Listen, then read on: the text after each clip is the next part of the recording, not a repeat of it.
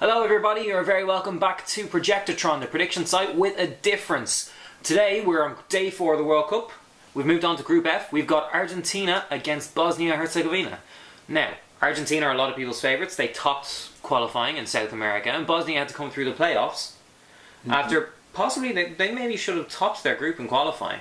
Possibly, but you know, I mean, they were in a group with Greece, who we've already covered so far. We've already spoken about how fantastic Greece were, yes. And it was not so much that Bosnia didn't play very, very well, it's that Greece did so much well, and they actually managed to just drop fewer points.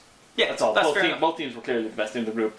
Slovakia disappointing in qualification. Yeah, that's fair enough. So, with that said, how do you see this one going? With that said, I still see this as a pretty straightforward victory for Argentina. Now, while they're not as sturdy at the back as they would like to be, or if they ever like to be, they still have, by far and away, the biggest embarrassment of riches when it comes to attacking prowess.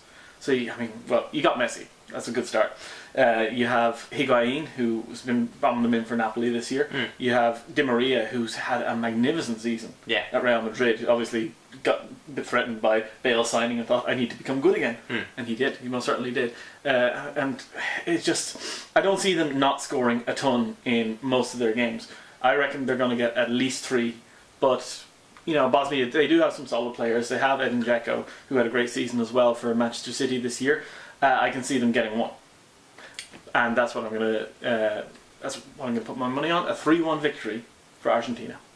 Okay, yeah. Argentina are my favourites for the tournaments. First of all, they've got Messi. That's always a good start.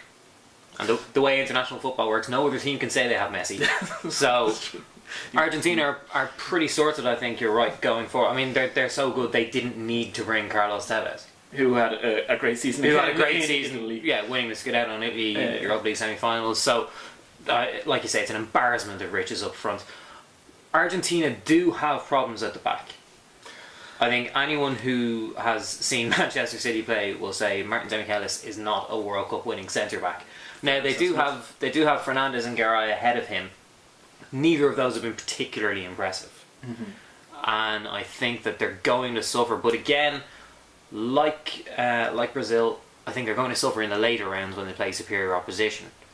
Question then is, how much can Bosnia take advantage of that? I'm not sure they can even get 1. I think Argentina are going to be playing with a lot less pressure than Brazil. It is in South America, which will favour them because, you know, it's just a short drive away, relatively speaking.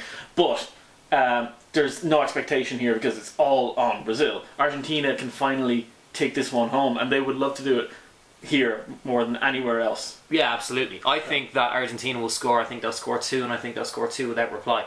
So I think it's going to be a 2-0 to Argentina. Again, a 2-goal win, but 2-0 to Argentina. Whatever Projectotron. Projectotron thinks we're full of rubbish, and it says this is going to be a 0-0. Although there were some very questionable incidents in the game. There were a few denied handballs. Argentina hit the post several times. It thought it was a good match, but it thought it was 0-0. See, those questionable decisions are what happen when you can't, hold the World Cup in your own country and fix the result with the refs. Not that ever happened. No, never happened. No, that never happened. No.